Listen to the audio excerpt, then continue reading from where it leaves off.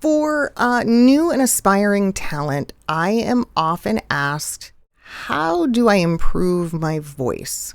Ooh, that's an interesting one. Stick around. We'll talk about it. Well, I have a wonderful electronic invention I want you to see. It looks something like this. The first thing I want to say about improving your voice, right, is be careful. Sometimes we get a little too obsessed with things that don't really matter. Men want to be deeper. Women want to sound brighter. Everyone thinks that they have to have absolutely perfect diction. It's a little excessive. And sometimes what you actually end up doing in trying to improve your voice is make it worse. And you will have experts and coaches then tell you, stop it. Stop doing that. Why are you doing that? That sounds so unnatural. That sounds really stiff. Be careful that the thing that you're wanting to improve is, in fact, an improvement and not going to be detrimental to these efforts. But if you do have things about your voice that you're not crazy about or you think could be improved, the number one way to achieve this is recording yourself a lot on at least halfway decent equipment, okay? You got to be able to get a mostly clean recording to be able to do the kinds of things I'm about to talk about. And the first thing you're looking to do is just desensitize yourself to the sound of your voice.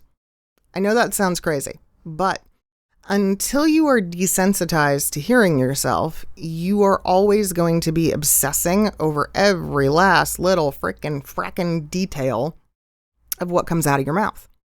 You've got to get to a place where you're so comfortable hearing yourself that it really doesn't even faze you anymore, and you just kind of go, oh, yeah, okay.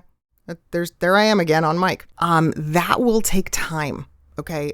By itself, that could be months, that could be a year.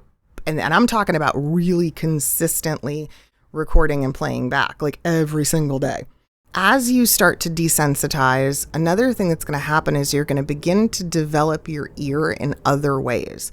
You're going to begin to develop your hearing abilities on the nuances of sound and sound quality. And that's where we start getting into the things that are important for improving your voice.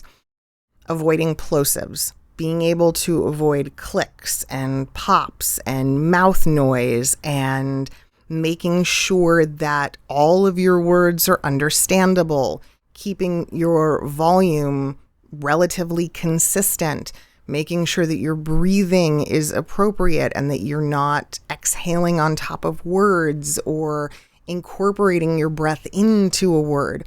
Those sorts of things are really how we improve, right? And we get better at, again, hearing ourselves, and you start to make alterations that are going to benefit the recording itself. Does that make sense? I hope that makes sense, right? And really what I'm getting at is it's less about your voice and it's more about the technical aspects of audio recording and audio engineering and the sorts of things that make other people's lives, i.e. producers, jobs maddening. We're here to make their lives easier, right?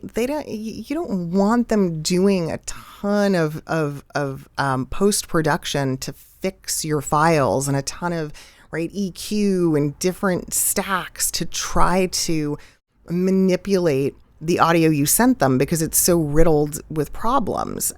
In fact, I've said this before in other videos, it's like Photoshop for audio, and it's pretty bad. In most cases, we can hear it.